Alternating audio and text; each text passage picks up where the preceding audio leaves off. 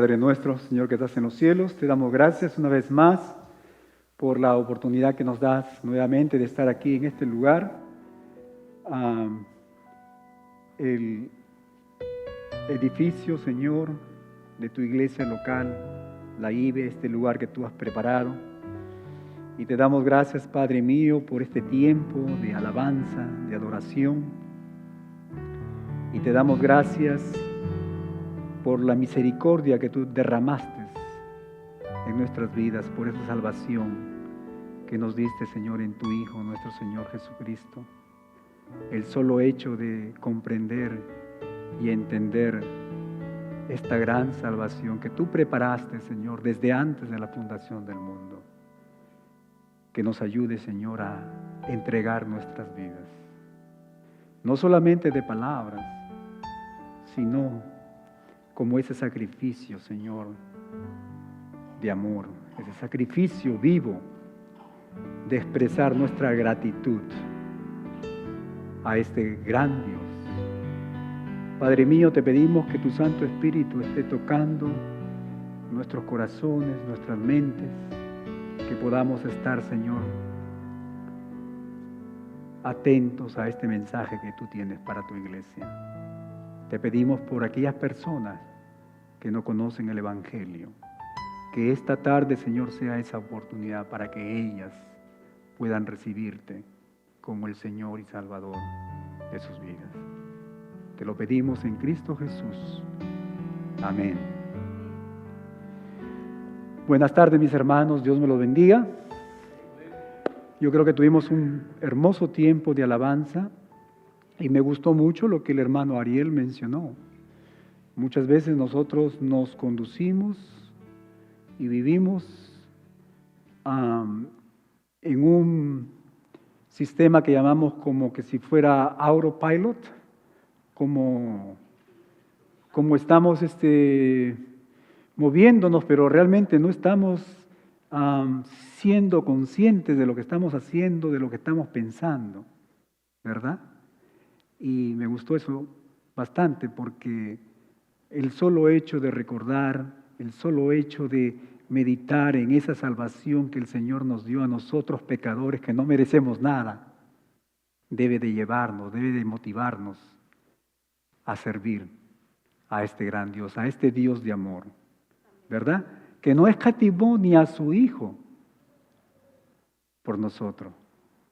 Así que es el deseo de mi corazón que todos nosotros podamos clamar como hemos cantado, pero que lo hagamos efectivo en nuestras vidas, ¿verdad? De ser una ofrenda, un sacrificio, que podamos entregar nuestras vidas para que este Dios pueda usarla. Que podamos dejar al alfarero de los alfareros que molde, que forme nuestras vidas para que Él pueda usarla como instrumentos de justicia. Amén. Amén. Gracias, mis hermanos. Y yo creo que todos están de acuerdo que tuvimos un tiempo hermoso en la vigilia. Yo me regocijé tremendamente, ¿verdad? A pesar de las dificultades, de los problemas y el trabajo y el cansancio, yo creo que todos nosotros terminamos con más fuerzas, renovados, ¿verdad? Espiritualmente, listos para servir a este Dios, al Dios que vive, al Dios que hace milagros, al Dios todopoderoso. Amén. Y estoy escuchando que algunos hermanos ya están motivándose para tener estas vigilias más frecuentemente. Amén. Así que mi hermana Betty ya tiene trabajo. Sirvamos al Señor, ¿verdad? Vamos a continuar el libro de Romanos. Dios quiere darte un nuevo comienzo. Y es así. Dios, mi hermano, quiere darte un nuevo comienzo, una nueva oportunidad. Dios quiere darnos una nueva vida. Amén. Y mi amigo, tú que nos estás visitando, ese nuevo comienzo, esa oportunidad y esa nueva vida solo se encuentra en el Evangelio de nuestro Señor Jesucristo, que el apóstol Pablo nos está enseñando precisamente aquí en este libro de Romanos, ¿verdad? Pero quiero hacer un paréntesis. Este año, como iglesia, hemos prometido a nuestro Dios llevar a cabo esa comisión, esa misión que Él nos ha dejado de compartir el Evangelio de nuestro Señor Jesucristo, ¿verdad? Y quisiera pedir a cualquiera de los hermanos o hermanas que puedan ellos o que tengan amigos o amigas que conozcan de tecnología. Quiero hacer eco a lo que Eliana ha mencionado. Quiero invitarles. Necesitamos arreglar ese sistema de transmisión. Necesitamos enviar este mensaje también a las personas que necesitan escuchar del Evangelio de Dios. Amén. Así que, jovencito, jovencita, usted que el Señor le ha dado habilidades en este campo, aquí estamos, esperando por usted. Así que sigamos adelante y a orar al Señor para que esté proveyendo de esa persona que nos pueda ayudar. Así que el mensaje de esta parte del libro de Romanos en el capítulo 9 continúa con el título Salvación a través de la fe, porque eso es lo que nuestro Dios ha diseñado. La salvación a través, no por obras, para que nadie se gloríe, sino a través de la fe en el sacrificio de nuestro Señor Jesucristo, el Cordero de Dios, el Cordero perfecto, ¿verdad? Pero es importante recalcarles y preguntarles cada vez que esté aquí. ¿Recuerdan ustedes cuál es el tema que el apóstol Pablo está discutiendo aquí? En este capítulo 9, 10 y 11. ¿Recuerdan ustedes? Esto es importante. Si queremos entender, si queremos interpretar la palabra de Dios de una manera correcta. ¿Se acuerdan ustedes? ¿Por qué no todos los judíos vienen al Señor Jesucristo? ¿Qué está pasando con el pueblo de Dios? ¿Acaso el Señor nuestro Dios ha fallado a su pueblo? ¿Acaso sus promesas no se han cumplido con Israel? ¿Por qué es que ahora no vemos judíos venir a los pies del Señor Jesucristo por salvación? Ese es el tema que el apóstol aquí está discutiendo. Y hemos estudiado que él define quién es un verdadero israelita, ¿verdad? Si ustedes recordarán, hemos mencionado que en su soberanía, nuestro Dios, Él estableció las reglas de juego que rigen su creación. Y Él diseñó la salvación, como hemos venido hablando, y que esta salvación es a través de la fe en el sacrificio de su Hijo, nuestro Señor Jesucristo. Esa es la regla de juego del Señor. Él es soberano. Si ustedes recordarán, hemos estudiado que Él escogió a Abraham, Isaac, a Jacob como instrumentos para ser padres de esta nación. ¿Qué nación? La nación de Israel, ¿verdad? Y de tu simiente, dice, haré una gran nación. Y de esa nación, Él iba a bendecir a todas las naciones, ¿verdad? A través de Él. Mesías, nuestro Señor Jesucristo. De tal manera, mi hermano, que un verdadero israelita, el apóstol Pablo nos está diciendo aquí, es aquel descendiente de Jacob que por fe recibe a Cristo como el Salvador, como el Mesías. ¿Verdad? Eso es lo que Él nos está hablando. Y Él nos dice que Dios no ha fallado y que los que han fallado precisamente son los judíos. Y luego hablamos de una objeción que se le entregó al apóstol y le dijeron, ¿acaso Dios es injusto? Y él responde, si ustedes recordarán, no, Dios no es injusto. Y la manera como es que Él trata al hombre, mi hermano, dijimos que no es antojadiza, que no es caprichosa, sino que está basada en el hecho de que Él es un Dios justo. Por lo tanto, el hombre no puede, mi hermano, altercar, ni argumentar, ni reclamarle a su Creador por la manera como Él está dirigiendo su creación. ¿Verdad? La misericordia y el juicio de Dios no es el resultado, dijimos, de un capricho. No es algo que Él ya ha predeterminado,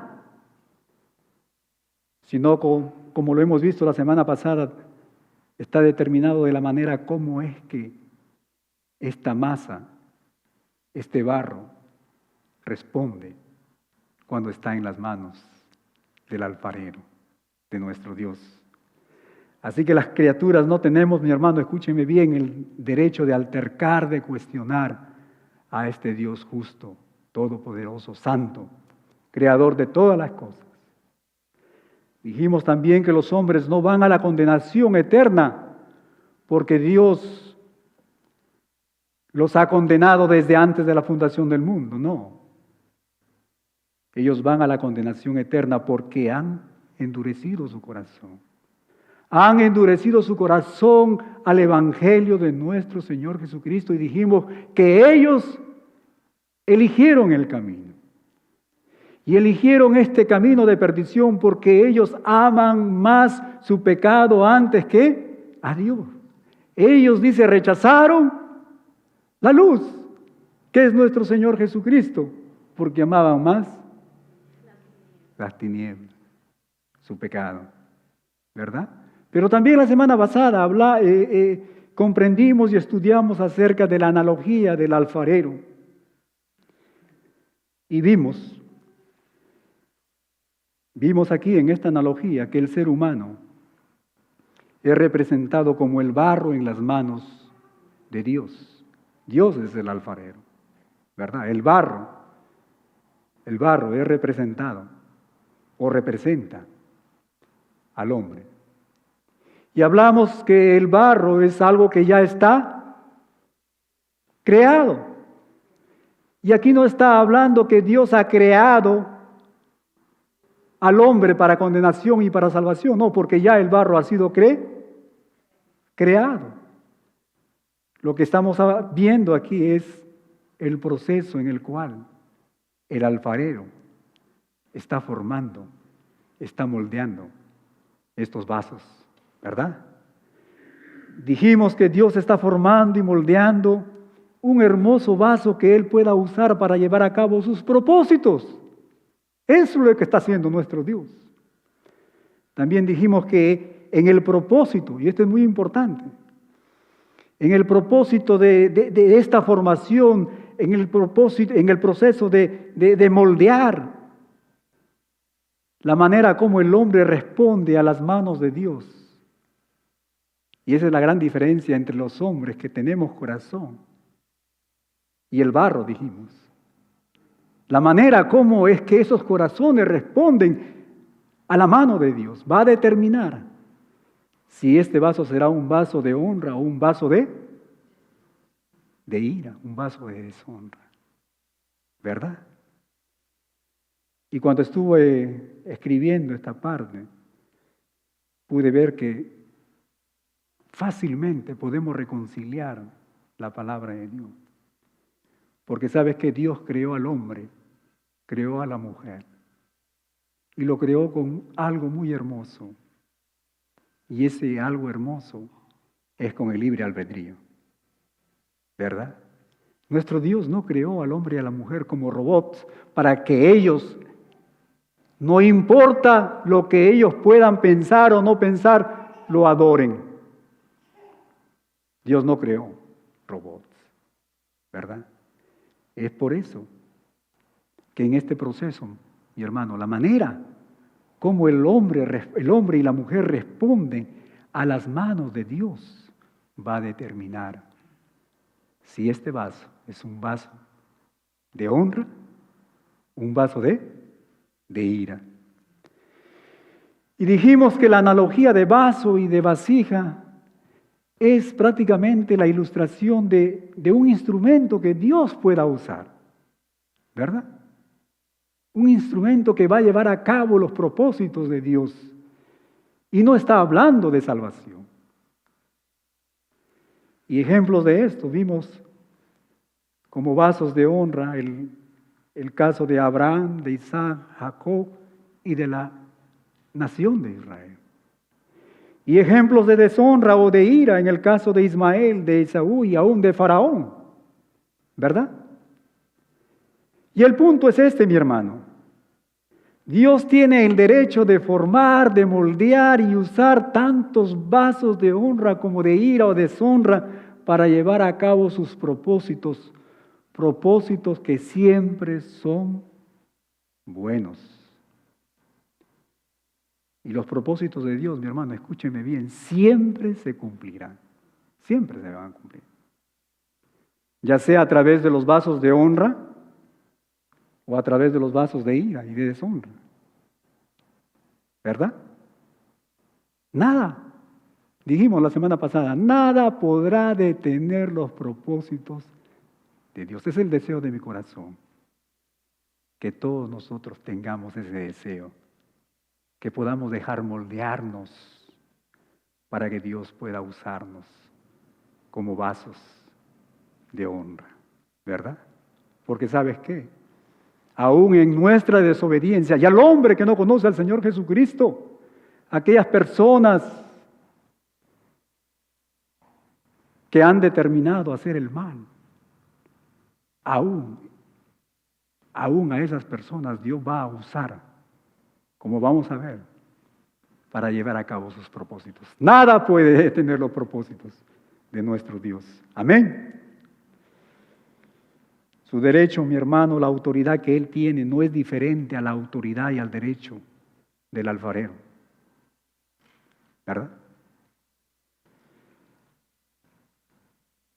Si ustedes recordarán, el alfarero, cuando él está en el proceso de moldear, de formar una vasija, tiene tres alternativas si algo sucede. Dijimos que si esa vasija, si ese vaso tiene imperfecciones, pues él la puede terminar y la puede dejar imperfecta, así como resultó, ¿verdad? Pero también dijimos que la puede destruir. ¿Y la tercera cuál es? Puede hacerla de nuevo, ¿verdad? Eso es la autoridad y el derecho de nuestro Dios. Y eso es lo que sucedió con Israel. El Señor creó esta gran nación para usarla como un instrumento para la proclamación del Evangelio. Pero algo pasó. Y es por eso que Israel, esta nación, durante estos tiempos, el Señor la ha puesto a un lado. Y ha tomado a otro vaso, a otra vasija, a otro instrumento. Y ese otro vaso y ese otro instrumento es la iglesia de nuestro Señor. Ahora tú y yo somos llamados a llevar el Evangelio, la luz a las naciones. Amén. Y esa es la potestad del alfarero.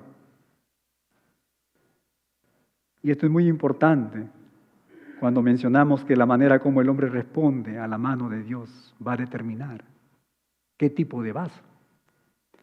Porque por supuesto, como les dije, una analogía, una ilustración humana siempre va a ser imperfecta cuando nosotros queremos explicar los principios espirituales. Un alfarero, si ve esa vasija que se está, le resultó, por ejemplo, muy larga, entonces la va a reducir, porque el barro es materia, no tiene voluntad, no tiene libre albedrío. Pero nosotros los hombres somos diferentes, ¿verdad? Dios está moldeándonos.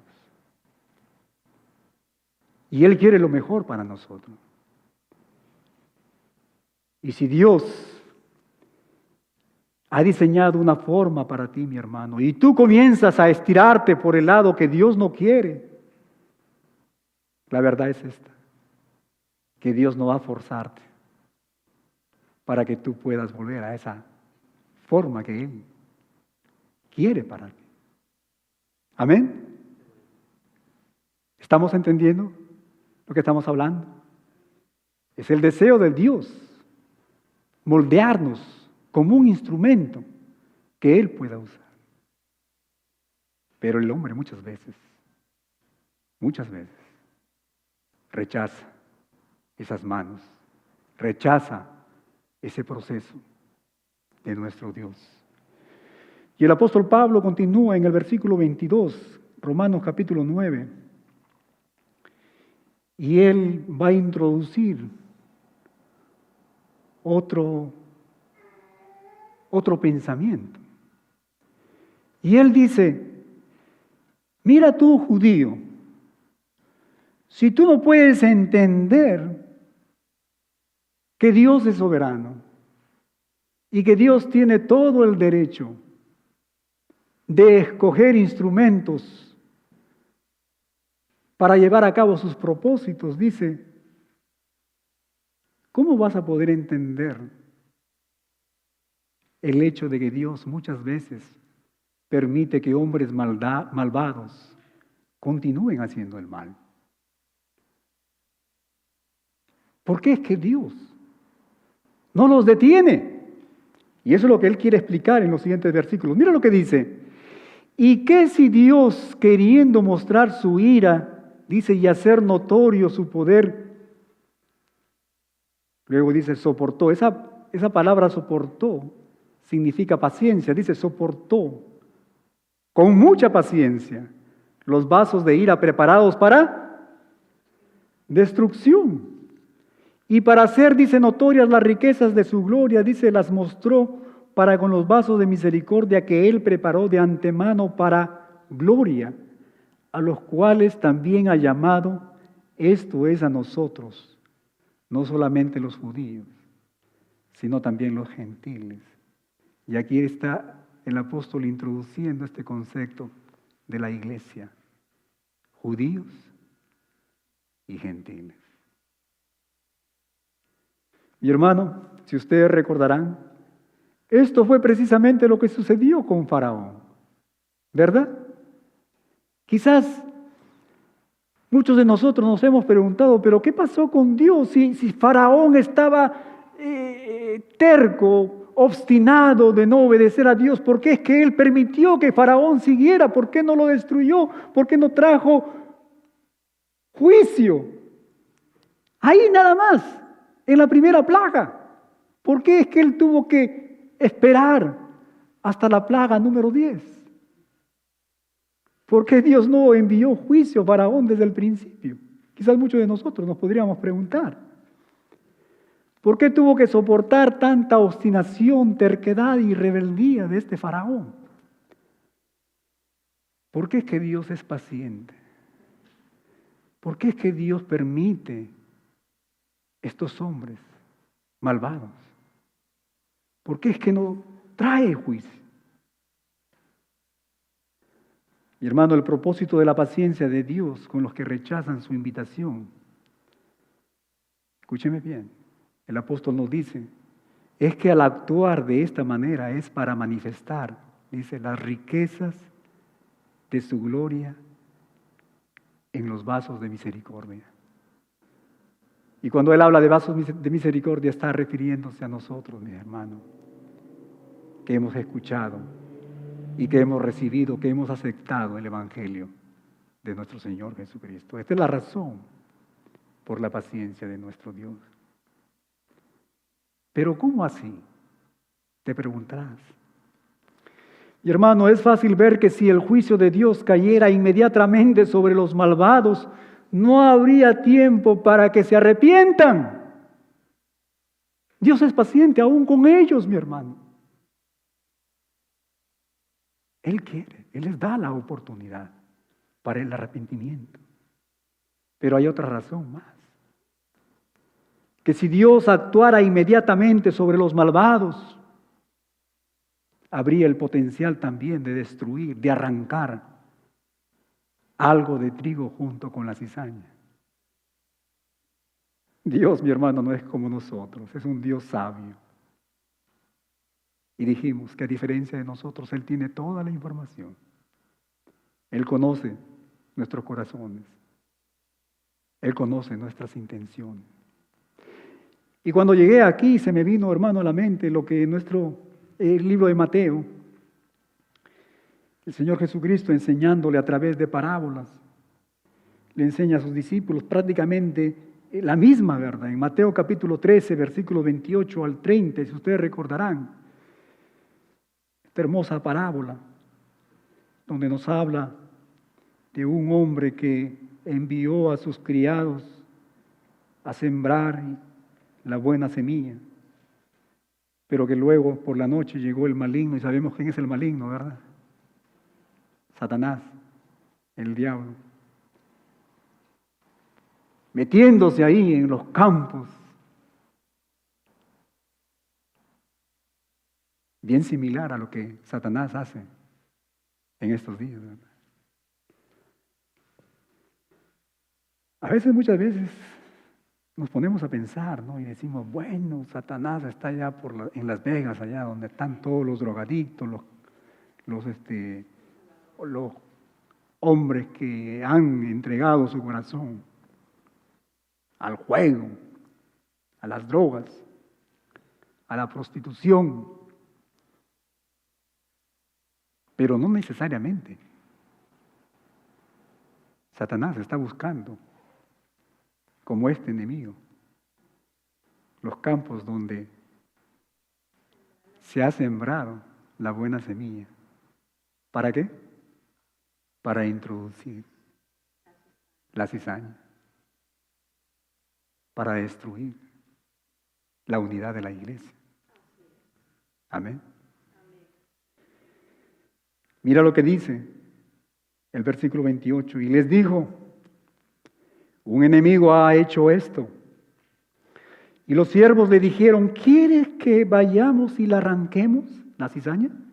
Él les dijo, no sea que al arrancar la cizaña arranquéis también con ella el trigo. Dejad crecer juntamente lo uno y lo otro hasta la cizaña, y al tiempo de la siega yo diré a los segadores, recoged primero la cizaña y atadla en manojos para quemarla, pero recoger el trigo en mi granero. Esta es la razón. Esta es la razón, mi hermano, por qué es que el malvado no recibe el juicio de una manera inmediata de nuestro Dios. Porque en esas circunstancias Dios está obrando. Y sabes que Dios está interesado en la salvación de las almas. ¿Amén?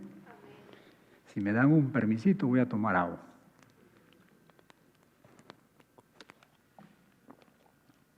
Mi hermano, nuestro Dios detiene, Él dilata su juicio porque sabe que hay personas que van a responder a su evangelio. Dios está cumpliendo su propósito, mi hermano, en este mundo. Nosotros muchas veces nos impacientamos, ¿verdad? Vemos al malvado y pensamos, pero ¿cómo es que el malvado progresa?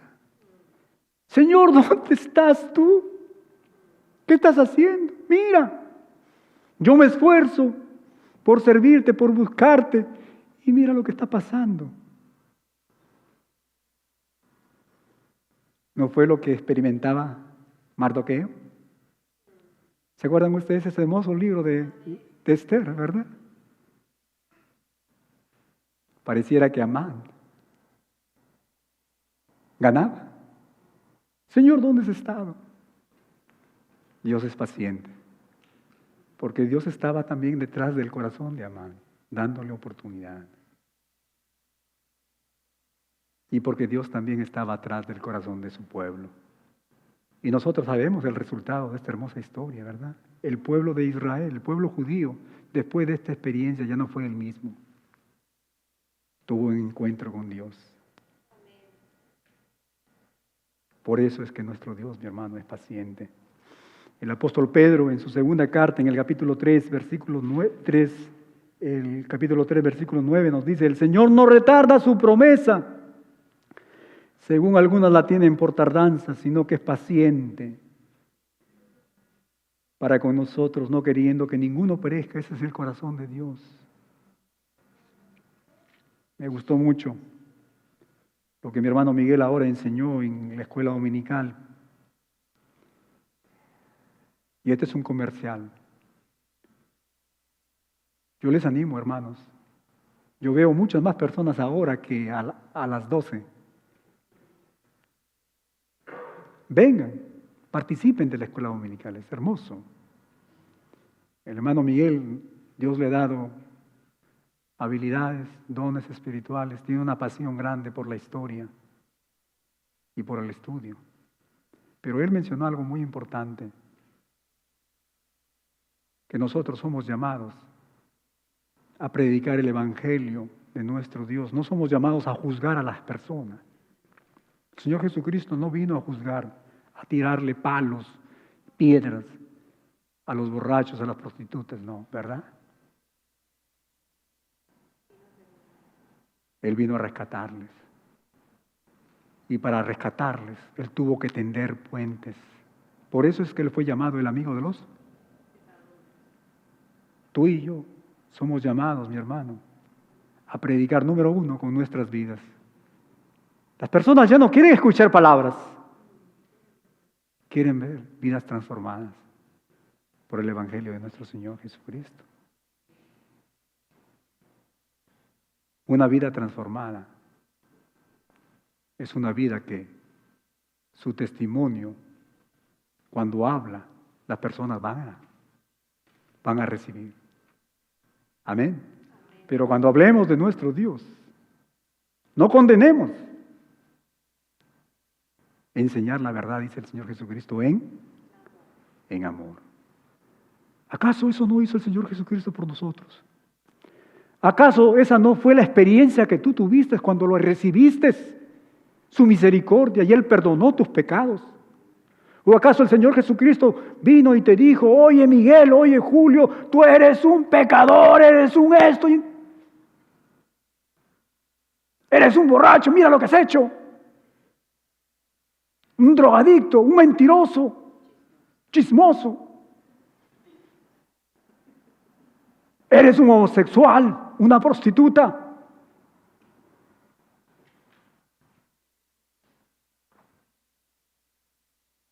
Jesús, el amigo de los pecadores. Él vino, Él mostró amor. Amén. Es el deseo de mi corazón, mis hermanos, que este año la iglesia podamos nosotros prepararnos para ser efectivos cuando estemos compartiendo el Evangelio de nuestro Señor Jesucristo. Número uno, con vidas transformadas, pero que también estemos hablando, enseñando la verdad con amor. Amén. Amén.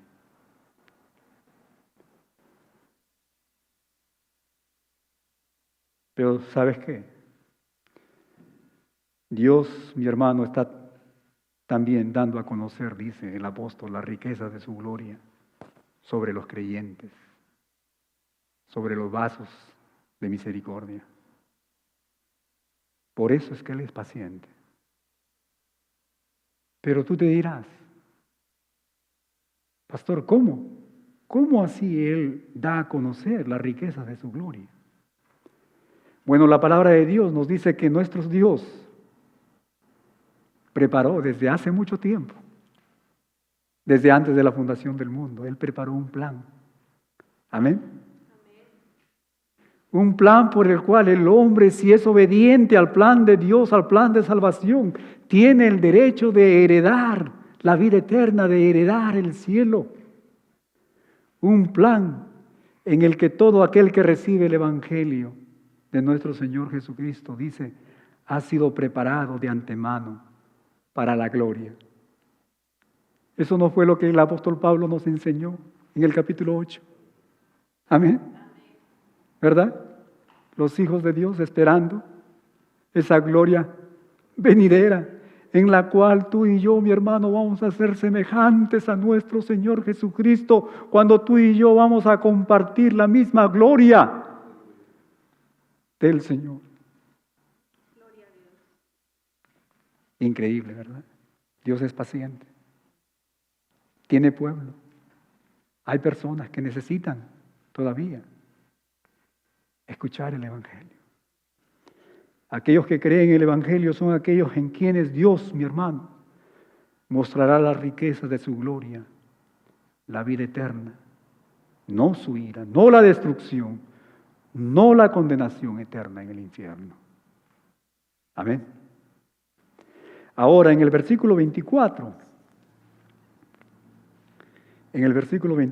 nos dice que los que están siendo preparados para la gloria, aquellas personas que están siendo impactadas por la paciencia de Dios, aún permitiendo al malvado continuar con su maldad. Mira lo que está pasando, dice. Va a incluir tanto a judíos como a gentiles. Y como les dije al inicio, esto está haciendo referencia, está introduciendo en este capítulo a este nuevo pueblo, la iglesia. La iglesia. Judíos y gentiles. Hasta este punto el apóstol ha venido hablando acerca de Israel. ¿Por qué? Es que los judíos no vienen al Señor Jesús. Y aquí Él comienza ya a introducir a este pueblo, la iglesia. Pero ahora quiero que observen cómo incluso, mi hermano, en este versículo se nos habla de que Dios no muestra parcialidad, ni hace, mi hermano, Él excepción de pueblo o de personas. Él habla de judíos, ¿sí? Y gentiles. Nuestro Dios, mi hermano, Él está interesado por toda la humanidad, sin excepción. Color, educación, posesiones. Él ama toda la humanidad. Mi hermano, Dios no elige a algunos para el pecado y el infierno y a otros para la justicia y el cielo. Eso no es verdad. ¿Verdad? Pero ¿sabes qué? Aquí en los versículos 22 y 23 hay algo muy interesante.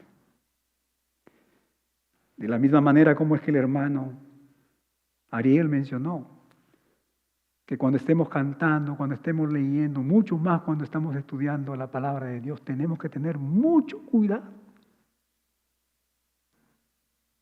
Es fácil leer y malinterpretar la Biblia. Por eso es que el Señor dice, tenemos que escudriñar. Y escudriñar significa más allá de leer. Dios, Él ha dado, mi hermano, dones espirituales a personas, a maestros y a pastores, precisamente para este ejercicio. Es por eso que en la actualidad vemos mucha confusión. Hombres y mujeres tratando, hermanos, de interpretar la Biblia en base a sus razonamientos y a ideas y a filosofías de hombres, que en otras palabras son filosofías de demonios, hermano. Por eso hay que tener mucho cuidado dónde te estás congregando, de dónde estás tú escuchando la palabra de Dios, de qué fuente. Es muy importante. Y aquí hay algo muy hermoso. Los versículos 22 y 23, la palabra dice la palabra, los vasos de ira preparados para destrucción. En el versículo 22, y los vasos de misericordia que Él preparó de antemano para gloria. Esas dos palabras, preparados y preparó, son en el griego, son palabras completamente diferentes. Interesante. No es lo mismo. Entonces tenemos que prestar atención. Porque, como se dice así, nada más a la ligera, uno estaría pensando que es lo mismo.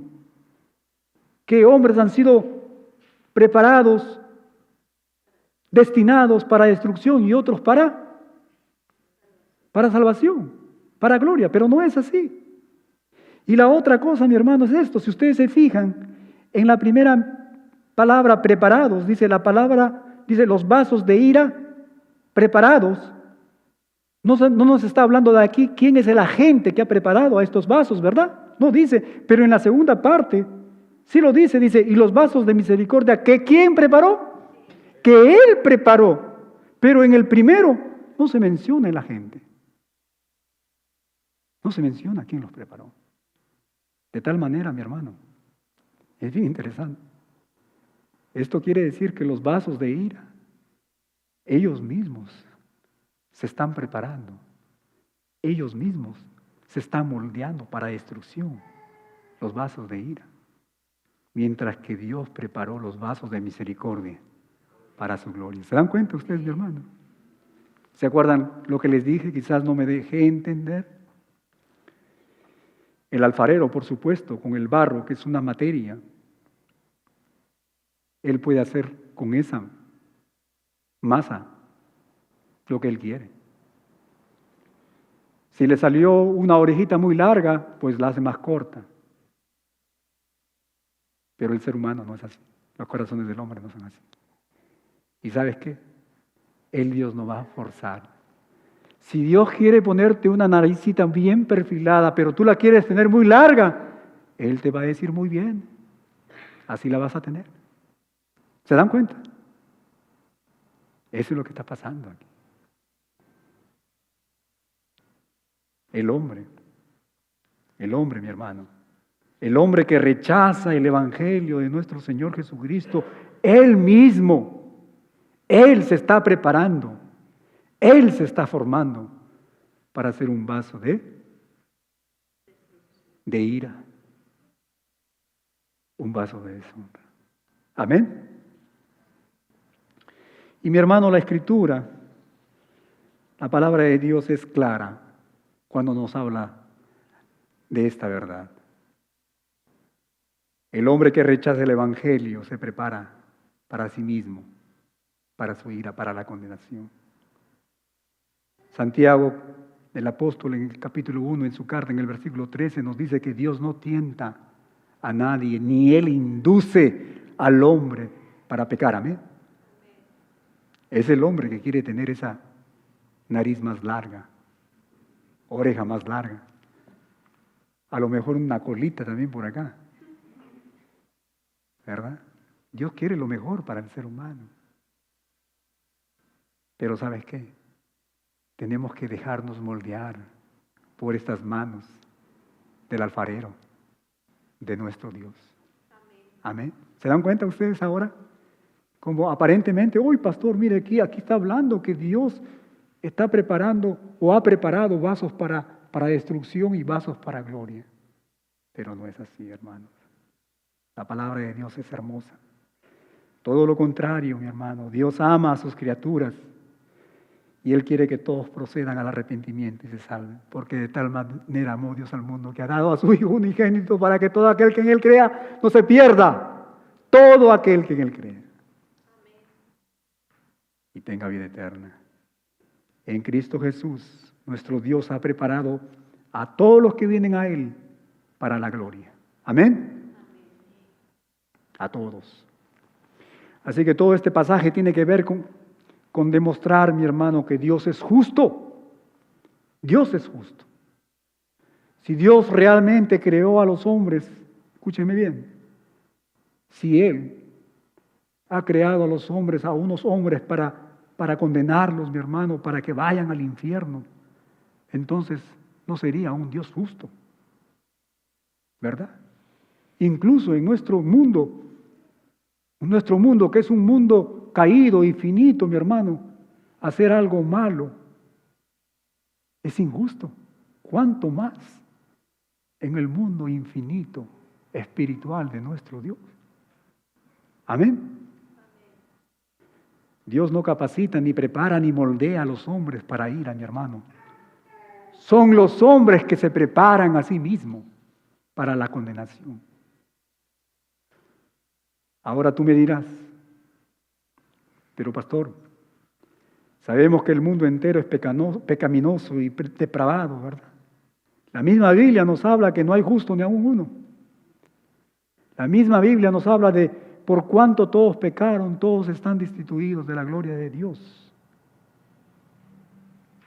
Y si Dios conoce el corazón de cada hombre, incluso antes de nacer, incluso sabe quiénes se van a salvar. Entonces, ¿por qué no detiene al mundo, en lugar de dejarlo que el mundo continúe, cuando sabe que algunos hombres se van a condenar. Yo creo que son preguntas válidas, ¿verdad? ¿Por qué es que Dios no detiene al mundo? Y hay una razón principal, y esta razón ya la hemos venido hablando. Si Dios detuviera al mundo, entonces no habrían más vasos de misericordia, no habrían más creyentes, ¿verdad? Hay gente, hay almas que están esperando escuchar, mirar las maravillas de nuestro Dios. No habrían, mis hermanos, más personas sobre las cuales Dios pudiera demostrar su gracia, su misericordia. Y aquí voy a hablar algo muy sensible y siempre relaciono a Cuba. Ustedes saben que este pueblo está prácticamente sometido por más de 60 años, ¿verdad? Más o menos 60 años. 62 años, más de 60 años. Y uno se pregunta y dice, pero ¿por qué, Señor, has permitido que por 60 años, mi hermano, 6 décadas, más de 6 décadas, ¿dónde está Dios? ¿Por qué ha permitido? ¿Por qué permite la maldad de estos hombres que prácticamente tienen secuestrado a una nación, mi hermano? Gente que prácticamente vive sin esperanza. Es increíble. Una nación aquí nada más, vecina de nosotros. ¿Por qué? ¿Por qué, Señor? Pero ¿sabes qué? Tengo el privilegio de tener conexiones con una agencia misionera y tenemos una relación con hermanos y pastores allá en Cuba. Y las buenas nuevas son estas. El testimonio es esto, mi hermano. Que la iglesia de Dios allá está floreciendo. Que más almas, que más vasos de misericordia, mi hermano, están creciendo. Están viniendo a los pies del Señor. Y esa es la maravilla, mi hermano, de nuestro Dios. Es increíble. Dios es paciente. Hay pueblo. Hay personas. Yo creo que yo mismo me he hecho una autocrítica y digo, Julio, tienes que tener cuidado, porque ¿qué pensará el cubano allá?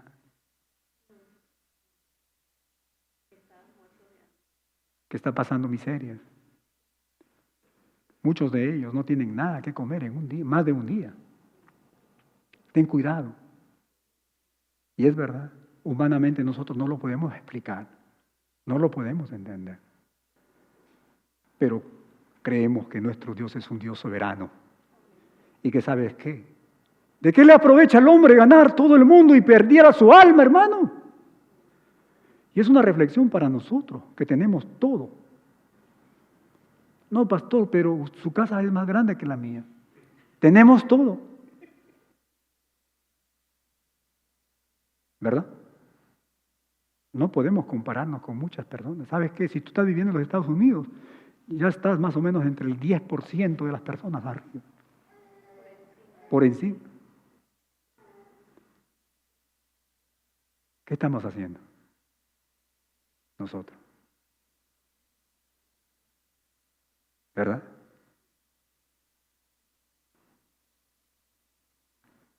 Solo nos queda, mi hermano, creer por fe, ser humildes y decir, Señor, gracias por esa misericordia. Gracias, Señor, por poner tus ojos en nosotros, por darnos salvación. Mis hermanos, que lo que tengamos, nuestras vidas, nuestro tiempo, nuestros recursos, porque no son nuestros, son de Dios. Así como decimos, toma mi vida, úsala como una ofrenda de amor. que también podamos entregar a nuestro Dios el tiempo y nuestros bienes.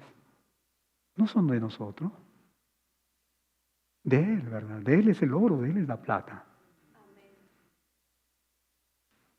Una persona decía que ¿dónde está tu tesoro? Tu dinero. Ahí está tu corazón, ¿verdad? ¿Dónde está tu dinero? ¿En un proyecto para un carro nuevo? ¿Para una casa nueva? ¿Para agregar esto? ¿Para agregar el otro? ¿Dónde está el dinero? ¿Dónde está tu dinero? Ahí está tu corazón. ¿Cuánto estás ofrendiendo aquí? En la iglesia, ofrendando a nuestro Dios. ¿Cuánto estás compartiendo con aquellas personas que necesitan también, no solamente escuchar el Evangelio, pero también lo material? ¿Cuánto? Es el deseo de mi corazón, mi hermano, que todos podamos ofrendar nuestras vidas, pero ofrendar nuestras vidas de verdad, ¿verdad? Allá en Perú decíamos, con zapatos y todo, con zapatos y todo, que no sea solamente una figura, un poema, sino que sea algo concreto. ¿Dónde está tu dinero?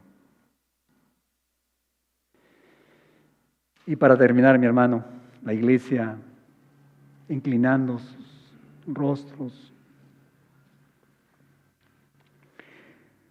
Lo principal que hay que recordar aquí es esto, mi hermano. No hay nada incompatible con que Dios muestre misericordia a algunos mientras condene a otros. Lo voy a repetir nuevamente. No hay nada incompatible con la justicia de Dios que Él muestre misericordia a algunos mientras condene a otros. Dios castiga a los impíos, a los que rechazan su evangelio, por sus pecados, no de una manera antojadiza, no porque los predestinó para el infierno y para el mal, por sus pecados, por su desobediencia. La experiencia humana, así como la Biblia, mi hermano, nos habla y nos prueba sin lugar a duda que todos los hombres somos pecadores, ¿verdad? Todos los hombres. Ninguno de nosotros merece misericordia. Ningún hombre merece ser elegido por Dios para nada bueno. Todos nosotros estamos bajo la ira de Dios. Por lo tanto, no se le hace injusticia a un hombre que decide rechazar el Evangelio si Dios decide mostrar misericordia a otro que sí decide recibir su Evangelio. Eso no es injusticia.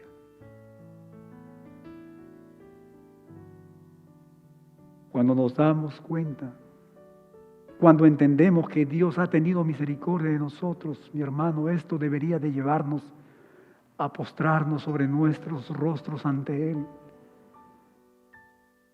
y transformarnos en siervos dispuestos, poseídos por su Señor. Él nos ama hasta el punto de perdonar nuestros pecados cuando Él entregó a su Hijo, a lo más precioso, por nosotros. Dios bendiga su palabra. Dios bendiga la vida de cada uno de ustedes.